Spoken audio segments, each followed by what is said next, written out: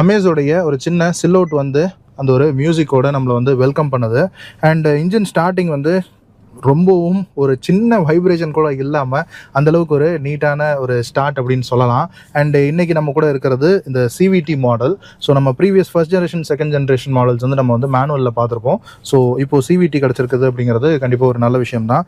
சரி வாங்க ஒரு டிரைவ் எடுத்து பார்த்துருவோம். பார்க்லேருந்து டிரைவில் போட்டாச்சு. ஸோ இன்றைக்கி ஒரு சிட்டி டிரைவ் அப்படிங்கிறது தான் நம்ம எடுத்து பார்க்க போகிறோம். ஸோ ஃபர்ஸ்ட் எடுத்த உடனே இந்த சீட்டிங் பொசிஷன், ஸோ உங்களுக்கு வந்து சீட் ஹைட் அட்ஜஸ்ட் இருக்குது அண்ட் ஸ்டேரிங் டில்ட் ஃபங்க்ஷன் இருக்குது.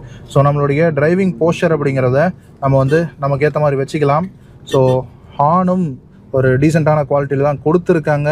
அண்ட் ஸ்டேரிங்கும் உங்களுக்கு தம் காண்டர்ஸ் எல்லாம் இருக்குது. அண்ட் ஸ்டேரிங்கை பொறுத்த வரைக்கும் ஸோ ஒரு லைட்டான பவர் ஸ்டேரிங் தான் ப்ரொவைட் பண்ணியிருக்காங்க. சிட்டி டிரைவிங்க்கு ஈஸ் ஆஃப் யூஸ் அப்படின்னு கண்டிப்பாக சொல்லலாம். இன்னைக்கு இந்த ரிவ்யூ எடுக்கிறதுக்கு நமக்கு இந்த தேர்ட் ஜென்ரேஷன் ஹோண்டா அமேஸை ப்ரொவைட் பண்ணியிருக்கிறது வேளச்சேரியில் இருக்கக்கூடிய கேபிட்டல் ஹோண்டா. நீங்கள் இந்த ஆல் நியூ அமேஸை பார்க்கணும், ஒரு டெஸ்ட் ட்ரைவ் பண்ணணும், இல்லை ஒரு புக்கிங் பண்ணணும் அப்படிங்கிற ஒரு ஐடியாவில் இருந்தீங்க அப்படின்னா டேரெக்டாக நீங்கள் வாக்இன் பண்ணியும் பார்க்கலாம். அண்ட் அது போக அவங்களுடைய கான்டாக்ட் டீடைல்ஸும் கீழே கொடுத்துட்றேன். ஸோ அவங்களும் நீங்கள் கான்டாக்ட் பண்ணி செக் அவுட் பண்ணி பாருங்கள். அண்ட் பானட் விசிபிலிட்டி ஒரு 70% பானட் விசிபிலிட்டி அப்படிங்கிறது இருக்குது. ஸோ இந்த எஸ்யூவி லுக்கில் இருக்கக்கூடிய இந்த ஸ்டைலிங்னால என்னென்னா இந்த பானட் விசிபிலிட்டி நல்லா தெரியறதுனால புதுசாக கார் ஓட்டுறவங்களுக்கு இது வந்து டிரைவ் பண்ணுறதுக்கு ரொம்ப ஒரு ஹெல்ப்ஃபுல்லான ஒரு விஷயமா இருக்கும்.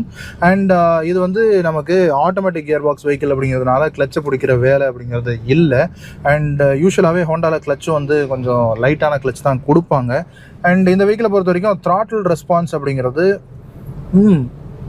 நல்லாவே இருக்குது. ஒரு லீனியரான ஒரு த்ராட்டில் ரெஸ்பான்ஸ் அப்படிங்கிறது நம்மளால் பார்க்க முடியுது. அண்ட் இது வந்து உங்களுக்கு ஒரு சிவிடி கியர் பாக்ஸ். ஸோ அது ஸ்டெப் பை ஸ்டெப்பாக இன்க்ரீஸ் ஆகுது அப்படிங்கிறது லைட்டாக நமக்கு வந்து உணர முடியும். அண்ட் இன்னொன்று இந்த தேர்ட் ஜென்ரேஷன் ஹோண்டா அமேஸை பொறுத்த வரைக்கும் மேனுவல் கியர் பாக்ஸில் 5 ஸ்பீட் மேனுவல் கியர் பாக்ஸில் அவங்க ஒரு அப்டேட் அப்படிங்கிறது பண்ணியிருக்காங்க. ஸோ இது ஒரு லீனியரான இன்ஜின் தான். பட் இருந்தாலுமே கூட இதனுடைய மேக்ஸிமம் யூசர் பேஸ் அப்படிங்கிறது என்ன அப்படின்னா ஒரு 80% சிட்டி யூஸும் ஒரு 20% ஹைவே யூஸும் பண்ணுறாங்க. ஸோ ஹோண்டாவுக்கு கிடைச்ச ஃபீட்பேக்கை பொறுத்த வரைக்கும் அவங்க என்ன சொல்கிறாங்க அப்படின்னா அந்த அப்டேட்டில் அவங்க இந்த கியர் பாக்ஸினுடைய அந்த கியர் ரேஷியோஸை வந்து கொஞ்சம் சேஞ்ச் பண்ணியிருக்காங்க. ஸோ இதனால் என்ன ஆகும் அப்படின்னா ஸ்லோ ஸ்பீடில் சிட்டி டிரைவ்ஸில் இன்ஜின் வந்து கொஞ்சம் பெப்பியான பர்ஃபார்மன்ஸ் உங்களுக்கு கிடைக்கிறதுக்காக அந்த கியர் ரேஷியோஸ் அப்படிங்கிறத அவங்க வந்து கொஞ்சம் ஆல்ட்ரேஷன் பண்ணியிருக்காங்க. பட் சிவிடி கியர் பாக்ஸை பொறுத்த வரைக்கும் அந்த ஒரு சேஞ்சஸ் அப்படிங்கிறது இல்லை. ஸோ அதை அப்படியே ப்ரீவியஸ் ஜென்ரேஷன்லேருந்து ரீட்டைன் பண்ணி கொடுத்துருக்காங்க. அண்ட் ஹோண்டானுடைய இன்ஜினாக இருக்கட்டும் கியர் பாக்ஸாக இருக்கட்டும் ஒரு பின் ட்ராப் சைலன்ஸ் வந்து கண்டிப்பாக பார்க்கலாம். ஈவி கார் கூட அந்த சைலன்ஸில் போட்டி போடுற அளவுக்கான ஒரு மெக்கானிக்கல் அட்வான்ஸ்மெண்ட்ஸ் அப்படிங்கிறது நமக்கு எப்போவுமே ஹோண்டா வந்து ப்ரொவைட் பண்ணுவாங்க. அந்த மாதிரி தான் இருக்குது.